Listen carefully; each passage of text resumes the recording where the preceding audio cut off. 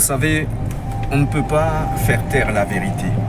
Vouloir faire taire la vérité, c'est accepter de mourir et se consumer à petit feu dans son âme.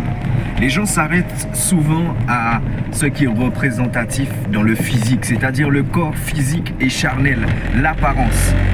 Et quand on dit apparence, on comprend que ce n'est pas le point culminant de la vie au-dedans de l'homme, ni de l'état de l'homme. L'homme se fie souvent à l'apparence pour jauger, pour juger de ce qu'est une personne. Mais tout comme une voiture, on ne peut pas juger l'extérieur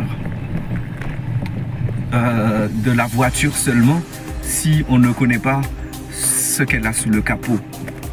Faire taire la vérité, c'est accepter cet état d'esclave. En vérité, Lucifer, le prince de ce monde, réduit les hommes tels qu'ils sont, et même ses agents à l'esclavage.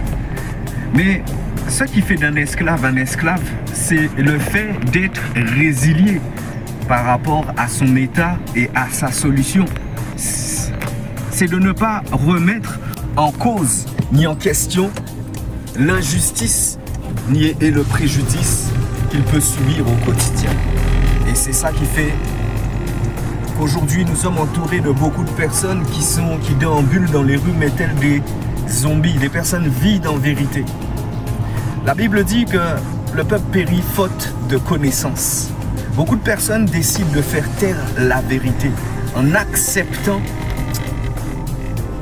ces choses-là. Jamais tous n'ont pas et n'avaient pas accepté leurs conditions. Et c'est pour ça qu'il avait existé les nègres marrons. On les appelait les rebelles. Et c'est le fait de remettre en cause, en question le fonctionnement des choses qui les a affranchis. Aimer la vérité, c'est une force, c'est une source de jouvence. Et c'est ça qui nous maintient en vie en vérité. Ce n'est pas ni le boire ni le manger. La corruption est le contraire de la force et de la vie. C'est dérange ceux qui ont accepté tout simplement de vivre tels des esclaves de ce monde, du matériel, du gain. Pouvoir bénir les hommes de la part de Dieu par la paix, par la joie constante, pas quelque chose d'éphémère ni de passager. Ce monde, et que, comme tout le monde, je n'ai pas le choix de certaines choses, mais jamais je ne serai résilié, jamais je ne me résilierai face au fonctionnement de ce système et de tous ces travers. C'est tout simplement le fait de ne pas accepter sa condition qui nous maintient en vie, qui maintient nos âmes en vie. Beaucoup, comme je le disais au tantôt, sont des zombies. Ils sont sans âme. Parce qu'accepter d'être esclaves d'un système,